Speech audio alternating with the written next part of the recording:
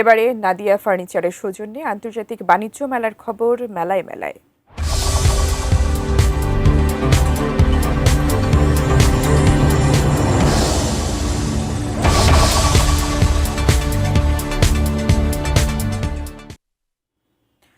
পর্দা উঠল ঢাকা আন্তর্জাতিক বাণিজ্য মেলার ৩০তম আসরের। সকালে ঢাকার পূর্বাঞ্চলে মেলার উদ্বোধন করেন বাণিজ্য উপদেষ্টা শেখ বশিরউদ্দিন।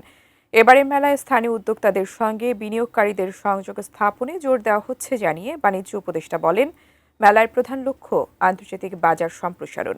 মাহাদি সেকেন্দারের রিপোর্ট। এবারের ঢাকা আন্তর্জাতিক বাণিজ্য মেলা এ আয়োজনের ৩০তম বছর। এবার মেলায় মোট স্টল সংখ্যা ৩২০।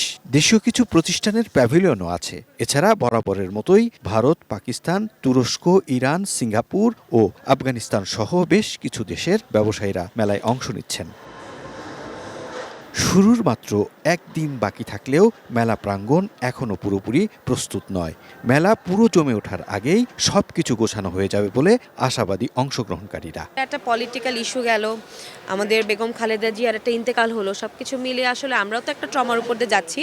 তো সেই জন্য একটু স্লো। আগামীকাল যেহেতু উদ্বোধন, দেখা যাবে ইনশাআল্লাহ কালকে থেকে জমজমাট হয়ে যাবে আশা করছি। সবাই একটু লুজ দিচ্ছে, কারণ এটা হচ্ছে আপনার ৩ তারিখে চালু হবে, সবাই একটু পিছনে এর কারণেই করা হয়েছে। আশাবাদী যে টাইমটা ভালো এবং এবার শীতও আছে, সবকিছু মিলে আশা করা যায় ভালো কিছু সাড়া পাবো ইনশাল্লাহ। দীর্ঘ লাইনে দাঁড়িয়ে মেলায় প্রবেশের টিকিট কাটার ঝামেলা আর থাকছে না। এবার টিকিট কেনা যাবে অনলাইনেই। মেলায় শাটল সার্ভিস, বিআরটিসি বাসের সিটে লাগানো কিউআর কোড স্ক্যান করেও টিকিট কাটা যাবে। আমাদের যে অনলাইন প্ল্যাটফর্ম, ওইখান থেকে আপনি টিকিটটা ডাউনলোড করে নেবেন। কাটার পরে মোবাইল থেকে কিউআর কোডটা আমাদেরকে দেখাবেন, আপনি স্ক্যান করা হবে, ওখান থেকে আপনি প্রবেশ করে ফেলবেন নির্ঝঞ্ঝাটভাবে।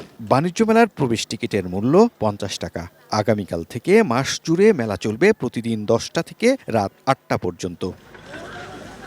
রবিউল ইসলাম রবি, এটি নিউজ, ঢাকা।